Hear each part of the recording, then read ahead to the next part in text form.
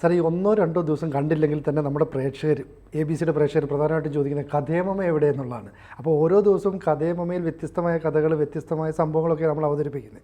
അപ്പോൾ കഴിഞ്ഞ ദിവസം സാറ് പറഞ്ഞിരുന്നു പലസ്തീൻകാരനായ ഒരാൾ സാമിയായി മാറിയത്. അത് രസകരമായൊരു കഥയാണെങ്കിൽ നമുക്ക് കഥേമമയിലൂടെ അവതരിപ്പിച്ചുകൂടെ? അതെ, ഈ ഒരു പലസ്തീൻ ഈ തീവ്രവാദ പ്രസ്ഥാനം, ഭീകരവാദ പ്രസ്ഥാനം, അതിൽ അംഗമായിരുന്ന ഒരാൾ പിന്നീട് ഹിന്ദുമത അനുയായിയായിട്ട് ഇസ്കോൺ, അതായത് ഹരേ കൃഷ്ണ പ്രസ്ഥാനത്തിൽ അംഗമായ കഥയാണത്. ഇത് ഞാൻ വർഷങ്ങൾക്ക് മുമ്പൊക്കെ ഈ സ്വാമി, ഈ പലസ്തീൻ ഭീകരൻ ഒരു സ്വാമിയായി മാറിയ അന്നൊക്കെ ഈ സാധാരണ അവരെയൊക്കെ കാണുന്ന പോലെ അവരുടെ ഒരു ദീക്ഷ ഉണ്ടല്ലോ പല ആളുകൾക്കും, അതൊക്കെ ഉള്ള ഒരു ഭീകര രൂപമായിരുന്നു ഈ മാറുന്ന സമയത്തൊക്കെ. പിൽക്കാലത്ത് ക്ലീൻ ഷേവായിട്ട് നന്നായി വെളുത്ത് അങ്ങനെ ഒക്കെയുള്ളൊരു ഇപ്പോൾ ആ രൂപമേ അധികം കാണുന്നുള്ളൂ. മറ്റേത് ഒരു ഒറ്റ ചിത്രമേ കാണുന്നുള്ളൂ ആ താടിയുള്ള രൂപത്തിൽ. മാത്രമല്ല ഇപ്പൊ നമ്മൾ നോക്കുകയാണെങ്കിൽ അദ്ദേഹത്തിന്റെ പൂർവാശ്രമത്തിലെ പേര്, പലസ്തീൻ ഭീകരനായിരുന്ന കാലത്തെ പേര് പോലും കാണുന്നില്ല. പക്ഷെ എനിക്ക് അക്കാലത്തെ ഓർമ്മയിൽ നിന്ന് അദ്ദേഹത്തിന്റെ ആ പലസ്തീൻ തീവ്രവാദിയായിരുന്ന കാലത്തെ പേരായിട്ട് എൻ്റെ ഓർമ്മയിലുള്ളത് മുഹമ്മദ് യാഹ്യ യൂനിസ് എന്നാണ്.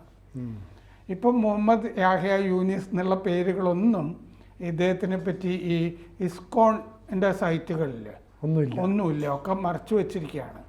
അദ്ദേഹത്തിൻ്റെ അന്നൊരു ഭാര്യയൊക്കെ ഉണ്ടായിരുന്നു, ഭാര്യയുടെ പേരും ഒന്നും ഇതിൽ കാണുന്നില്ല.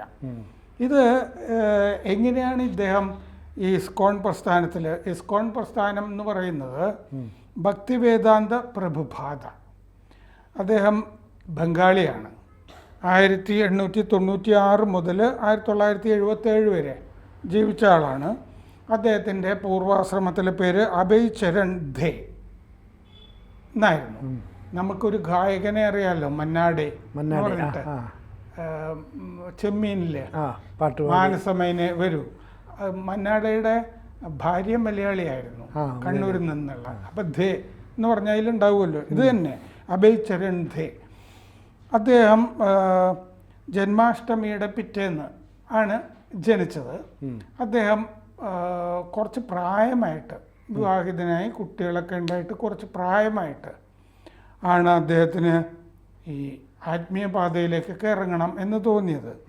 അങ്ങനെ 1965 70 വയസ്സായിരുന്നു ഏതാണ്ട് എന്നാണ് എൻ്റെ ഓർമ്മ. 1965 അദ്ദേഹം ഒരു ചരക്ക് കപ്പലിൽ ന്യൂയോർക്കിലേക്ക് പോയി. അങ്ങനെ അന്ന് ന്യൂയോർക്കിൽ ചെല്ലുമ്പോൾ അദ്ദേഹത്തിന് ന്യൂയോർക്കിൽ ഒരു പരിചയം ഉണ്ടായിരുന്നില്ല, ആരെയും പരിചയമില്ലായിരുന്നു.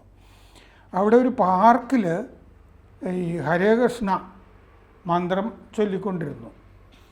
അങ്ങനെ ചൊല്ലി അനുയായികൾ വന്നുകൂടി. അങ്ങനെയാണ് ഈ ഇസ്കോൺ പ്രസ്ഥാനം വലിയ തോതിലൊക്കെ രൂപപ്പെടുന്നത്, ക്ഷേത്രങ്ങളുണ്ടാകുന്നത്, ഇദ്ദേഹം വളരെ അറിയപ്പെടുന്നത്. പിന്നെ നമ്മളിപ്പോൾ പല തീവണ്ടി യാത്രകളൊക്കെ നോർത്ത് ഇന്ത്യയിലേക്കൊക്കെ ചെയ്യുകയാണെങ്കിൽ അതിലൊക്കെ ഇദ്ദേഹത്തിൻ്റെ അനുയായികൾ ഇദ്ദേഹത്തിൻ്റെ ഭഗവത്ഗീത വ്യാഖ്യാനം വിൽക്കാനായിട്ട് ട്രെയിനിൽ കൊണ്ടുവരാറുണ്ട്. ഞാൻ മിക്കവാറും അങ്ങനെ കാണുമ്പോൾ അത് വാങ്ങാറുമുണ്ട്. വാങ്ങുന്നത് എന്താണെന്ന് വെച്ചാൽ നമ്മൾ എവിടെയാണ് പോകുന്നതെന്ന് വെച്ചാൽ അവിടുത്തെ ഒരാൾക്ക് അത് ഗിഫ്റ്റ് ചെയ്യാൻ വേണ്ടിയിട്ടാണ് ചെയ്യുന്നത്. ഞാനത് വീട്ടിലേക്ക് കൊണ്ടുവരാറില്ല. കാരണം നമ്മുടെ കയ്യിൽ വേറെ കുറേ ഭഗവത്ഗീത വ്യാഖ്യാനങ്ങൾ ചിന്മയാനന്ദൻ്റെയൊക്കെ പോലെ, അല്ലെങ്കിൽ സന്ത് ജ്ഞാനേശ്വരുടെ ജ്ഞാനേശ്വരിയൊക്കെ പോലെ ഉണ്ടല്ലോ, ഗാന്ധിയുടെയും ഒക്കെ ഉള്ളതാണ്. അപ്പോൾ ഇതിൻ്റെ കഥ ഇങ്ങനെ പറയുന്നത് എന്താണെന്ന് വെച്ചാൽ, ഈ സ്വാമിയായതിൻ്റെ PLOയിൽ പലസ്തീൻ ലിബറേഷൻ ഓർഗനൈസേഷൻ, യാസർ അറഫാത്തിൻ്റെ അതിലൊക്കെ പ്രവർത്തിച്ചിരുന്ന കാലത്ത് അറഫാത്തിൻ്റെ വലിയ സുഹൃത്തുമൊക്കെ ആയിരുന്നു. ചെറുപ്പമാണ്. ജർമ്മനിയിൽ പഠിക്കാൻ പോയി. അങ്ങനെ ജർമ്മനിയിൽ പഠിക്കാൻ പോയപ്പോൾ ഒരു രാത്രി മദ്യപിക്കാനായിട്ട് ബാറിൽ പോയി വലത്തെ മേശയിൽ ഒരു മാഗസിൻ കിടപ്പുണ്ടായിരുന്നു. നന്നായിട്ട് മദ്യപിച്ചിട്ടുണ്ട്, നല്ല ഫിറ്റും ഒക്കെയാണ്. ആ സമയത്ത് ഈ ബോധം കാര്യമായിട്ടില്ലാത്തത് കൊണ്ട് ആ മാഗസിനിലുള്ളത് എന്താണെന്നൊന്നും വായിക്കാൻ പറ്റിയില്ല. പക്ഷെ magazine back to Godhead എന്ന് പറഞ്ഞ മാഗസിനായിരുന്നു. Back to Godhead. ഇത് ഈ ഹരേകൃഷ്ണ പ്രസ്ഥാനം ഉണ്ടല്ലോ, ഇസ്കോണിൻ്റെ മാഗസിനാണിത്, ബാക്ക് ടു ഗോഡ് ഹെഡ് എന്ന് പറയുന്നത്. അപ്പോൾ ഈ ബോധം കെട്ടു അവിടെ.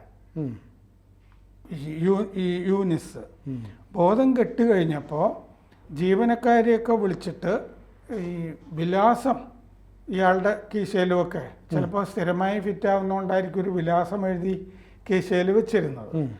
ആ വിലാസമൊക്കെ നോക്കി ഈ ബാറിൻ്റെ ഉടമസ്ഥൻ ഈ യൂനിസിനെ വീട്ടിലെത്തിക്കുകയാണ്. വീട്ടിൽ എത്തിച്ച ശേഷം അടുത്ത ദിവസം ഈ ബോധമൊക്കെ ഉണ്ടായപ്പോൾ ഈ മാഗസിൻ എടുത്ത് വായിക്കാൻ തുടങ്ങി. അങ്ങനെയാണ് ഈ പ്രസ്ഥാനത്തിൽ ആകർഷണം തോന്നിയത്. അതിൻ്റെ അകത്ത് ഇങ്ങേരുടെ മനസ്സിൽ ഉരുവാകുന്ന ചോദ്യങ്ങൾക്കൊക്കെ ധാരാളം മറുപടി, മനസ്സിലൊക്കെ ഉയർന്നിരുന്ന ചോദ്യങ്ങൾക്കുള്ള മറുപടി ഇതിൽ ഉള്ള ലേഖനങ്ങളിലുണ്ട് എന്ന് അങ്ങേർക്കും മനസ്സിലായി. ഭക്തരുടെ ധാരാളം സുവിശേഷങ്ങളൊക്കെ അതിൻ്റെ അകത്തുണ്ടായിരുന്നു. സുവിശേഷം എന്ന് നമ്മൾ സാധാരണ പറയില്ല എങ്കിലും അവരുടെ ആത്മീയ പ്രഭാഷണങ്ങൾ, കാര്യങ്ങളൊക്കെ അതിൻ്റെ അകത്തുണ്ടായിരുന്നു. അങ്ങേര് എന്നിട്ട് ഈ ഹരേകൃഷ്ണ പ്രസ്ഥാനത്തിൻ്റെ ഒരു ക്ഷേത്രമോ ഹിന്ദു ക്ഷേത്രമൊക്കെ അന്വേഷിച്ചു. അങ്ങനെ ഒരു ക്ഷേത്രത്തിൽ പോയപ്പോൾ ഇയാളുടെ പശ്ചാത്തലം വെച്ചിട്ട് ഇയാൾ ക്ഷേത്രത്തിൽ കയറ്റില്ല എന്നവർ പറഞ്ഞു. 3 ദിവസം തുടർച്ചയായിട്ട് പോയി. 3 ദിവസവും ഇയാളെ കയറ്റില്ല, ക്ഷേത്രത്തിൽ കയറ്റില്ല. അപ്പോൾ ഞായറാഴ്ച ഇയാൾ ഒരു നേർച്ച നേർന്നു, ഞാൻ എങ്ങനെയായാലും ഇതിൽ കയറിയാൽ ഇതൊക്കെ ചെയ്തേക്കാം എന്ന് പറഞ്ഞിട്ട്. എന്നിട്ട് ഇസ്കോണിൻ്റെ ആ ജർമ്മനിയിലെ ബ്രഹ്മചാരി ആശ്രമത്തിൽ പോയിട്ട് എന്ത് ചെയ്തു എന്ന് വെച്ചാൽ കുളിമുറിയിൽ കയറി വാതിൽ കുറ്റിയിട്ടു. അപ്പോൾ കുറേ നേരം ഒരാളെയും കാണാതിരുന്നപ്പോൾ, കുളിമുറിയല്ലേ, മറ്റുള്ളവർക്ക് ആവശ്യമുണ്ടല്ലോ, ഇങ്ങനൊരാൾ അതിൻ്റെ അകത്തേക്ക് കുറ്റിയിട്ടത് ഒരു വലിയ ആൻസൈറ്റി, അവിടെ ഉത്കണ്ഠയൊക്കെ വിതച്ചു. അപ്പോൾ ഇയാൾ കുളിമുറിയുടെ അകത്ത് നിന്ന് എന്ത് ചെയ്തു എന്ന് വെച്ചാൽ താടിയും മുടിയും, വലിയ നീണ്ട താടി ഉണ്ടായിരുന്നു, താടിയും മുടിയും കളഞ്ഞു, മുണ്ടനം ചെയ്തു, അത് മുഴുവൻ ക്ഷൗരം ചെയ്ത് കളഞ്ഞു. വാതിലിൽ മുട്ട് കേട്ടപ്പോഴും ഇയാൾ തുറന്നില്ല. എന്നിട്ട് അകത്ത് നിന്ന് വിളിച്ചു പറഞ്ഞു, എന്നെയും ഇവിടെ തുടരാൻ അനുവദിക്കുകയാണെങ്കിൽ ഞാൻ വാതിൽ തുറക്കാം എന്ന് പറഞ്ഞു. അങ്ങനെ അവർ സമ്മതിച്ചു. തുടർന്നുള്ള അനുഭവമുണ്ട്. ചില ആളുകൾ ഇവിടെ ആത്മഹത്യ ചെയ്യാനായിട്ട് ഈ മരത്തിൻ്റെ മുകളിലൊക്കെ കയറി കളക്ടറും SP എല്ലാം ചെന്ന് കഴിയുമ്പോൾ ചില വാഗ്ദാനമൊക്കെ കൊടുത്തു കഴിഞ്ഞാൽ ഇറങ്ങി വരാം എന്നൊക്കെ പറയുന്നു. മൊബൈൽ ടവറിൻ്റെ ഒക്കെ മുകളിൽ കയറിയിട്ട് ഇപ്പം ചാടുമെന്ന് പറയും. അതെ, മഞ്ജുളാലിൻ്റെ മുമ്പിൽ ഗുരുവായൂര് ഒരാൾ കയറിയത് പെട്ടെന്ന് എനിക്ക് ഓർമ്മ വന്നു. എന്താ പറഞ്ഞതെന്ന് ഇപ്പോൾ ഓർമ്മയില്ല. അയാളെ ഇതുപോലെ രക്ഷിച്ചിരുന്നു? അയാളെയും രക്ഷിച്ചിരുന്നു. അയാൾക്ക് രക്ഷിച്ചു എന്നാണ് എൻ്റെ ഓർമ്മ. പെട്ടെന്ന് ഓർമ്മ കിട്ടിയതാണ്. ഒരു ആത്മീയമായ കയറ്റം കയറിയത് കൂടി മഞ്ജുലാലിൻ്റെ മുകളിലാണല്ലോ. അപ്പോൾ ഇങ്ങനെ ഇതിൽ ചേർന്നിട്ട് പേര് മാറ്റി രവനാരി ദാസ് എന്ന് പേരായി. ഇതിൻ്റെ അകത്തൊക്കെ ഉള്ള ആളുകൾക്ക് പ്രഭു എന്ന് ചേർക്കുമല്ലോ. ഇവരുടെ ആചാര്യൻ്റെ പേര് തന്നെ പ്രഭുപാദ എന്ന ആയതുകൊണ്ട് രവനാരി പ്രഭു എന്നൊക്കെ അറിയപ്പെടാൻ തുടങ്ങി. ഇങ്ങനെ ഈ പ്രഭുപാദ, ഭക്തിവേദാന്ത പ്രഭുപാദ എഴുതുന്ന പുസ്തകങ്ങൾ അറബിക്കിലേക്ക് പരിഭാഷ ചെയ്യാൻ തുടങ്ങി. ഇയാളുടെ പ്രധാനപ്പെട്ട പണി പരിഭാഷ അറബിക്കിലേക്ക്.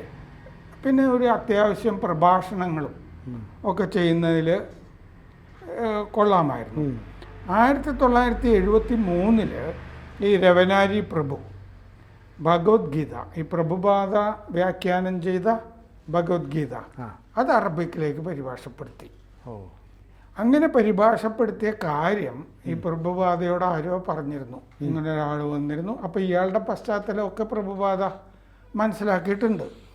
1975 വൃന്ദാവനിൽ പ്രഭുപാദയെ നേരിട്ട് കാണാൻ പറ്റി. ഇങ്ങനെ പരിഭാഷകനാണെന്നൊക്കെ പറഞ്ഞിട്ട് ആരോ കൊണ്ടുപോയി പരിചയപ്പെടുത്തി. അവിടെ ഈ വൃന്ദാവനിൽ കൃഷ്ണ ബലറാം ക്ഷേത്രം തുറക്കുന്ന ഒരു ചടങ്ങുണ്ടായിരുന്നു. അതിനുവേണ്ടിയാണ് പ്രഭുപാദ അമേരിക്കയിൽ നിന്ന് ഇവിടെ വന്നത്. ആ ക്ഷേത്രം തുറക്കുന്ന ചടങ്ങിനാണ് വന്നത്. അപ്പോൾ പ്രഭുപാദയെ കണ്ടു. പ്രഭുപാദ അടുത്തിരിക്കൂ എന്ന് പറഞ്ഞു. അങ്ങനെ മാറിയൊന്നും നിൽക്കണ്ട. അപ്പോൾ ഈ രവനാരി പ്രഭു, ഈ പഴയ പലസ്തീൻ, അങ്ങനെ നോക്കുമ്പോൾ ഈ അറബിക്കിലുള്ള പരിഭാഷ പ്രഭുപാദ സ്വാമിയുടെ കയ്യിലുണ്ട്. അപ്പോൾ അത് സന്തോഷമായി. വലിയൊരു പ്രകാശധാര പ്രഭുപാദയിൽ നിന്ന് പുറപ്പെടുന്നതായിട്ട് തോന്നി. അയാൾക്ക് അനുഭവപ്പെട്ടു അല്ലേ? അയാൾക്ക് അനുഭവപ്പെട്ടു. അയാൾ അങ്ങനെ പറഞ്ഞിട്ടുമുണ്ട് പലതിലും. അപ്പോൾ ഇത് ഒന്ന് വായിക്കൂ എന്ന് പറഞ്ഞു. അപ്പോൾ വായിക്കാനായിട്ടും പുള്ളി സ്തബ്ധനായി നിൽക്കുന്നതുകൊണ്ടൊരു ബുദ്ധിമുട്ട് വന്നു. അപ്പോൾ ഇയാളെ അത്ഭുതപ്പെടുത്തിക്കൊണ്ട് പ്രഭുപാദ തന്നെ അറബിക്കിൽ ഇത് പറയാൻ തുടങ്ങി. ഒരു അധ്യായം കുറച്ച് അങ്ങോട്ട് പോയി കഴിഞ്ഞപ്പോൾ എന്നിട്ട് പരിഭാഷ ഈ രവനാരിയുടെ കയ്യിൽ തന്നെ കൊടുത്തു. പിന്നെ ഈ രവനാരി പ്രഭു അത് കുറേ അന്ന് വൈകുന്നേരം പ്രഭാതം മുഴുവൻ അത് വായിച്ചു എന്ന് ഓർമ്മയിൽ പറഞ്ഞിട്ടുണ്ട്. അത് കൈയെഴുത്ത് പ്രതിയാണ് അന്നത്തെ. അപ്പോൾ ഇനി ഇത് പ്രസിദ്ധീകരിച്ചോളൂ എന്ന് പറഞ്ഞ അനുവാദവും കൊടുത്തു. ബെയ്റൂട്ടിൽ മറ്റേ ഒരു കേന്ദ്രം തുടങ്ങി ഈ രവനാരി പ്രഭു. അവിടെയുള്ളവരെയൊക്കെ ഇസ്കോണിൽ ചേർക്കാനും ഒക്കെ ആയിട്ട്. അങ്ങനെ പ്രഭാഷണം നടത്തുന്ന സ്ഥലത്ത് ഈ രവനാരി പ്രഭുവിൻ്റെ കൂടെ അയർലൻഡിൽ നിന്നുള്ള ത്രിഭുവനാഥ് പ്രഭു, ഐറിഷുകാരൻ, ഓങ്കാർ പ്രഭു, മെക്സിക്കോയിൽ നിന്നുള്ള ആൾ, പത്മപാണി പ്രഭു, കാനഡയിൽ നിന്നുള്ള ഒരാൾ, അങ്ങനെ 3 പേരും കൂടി ഉണ്ടായിരുന്നു. വിദേശികളെല്ലാം കൂടി ഇതിൽ വരുന്നവർ. ഇവരെ അവിടെ മറ്റേ ബെയ്റൂട്ടിൽ നിന്നുള്ള ആളുകൾ മർദ്ദിച്ചു, മുറിയിൽ പൂട്ടിയിട്ട് മർദ്ദിച്ചു, പട്ടിണിക്കിട്ടു. ഇതൊക്കെ രവനാരി പ്രഭു എഴുതുകയും പ്രഭാഷണം നടത്തുകയൊക്കെ ചെയ്തിട്ടുണ്ട്. ഇയാളെ വിടുന്നോ ഉള്ള ഇസ്രയേലിൻ്റെയോ മറ്റോ ചാരനാണെന്നാണ് അവർ വിചാരിച്ചത്.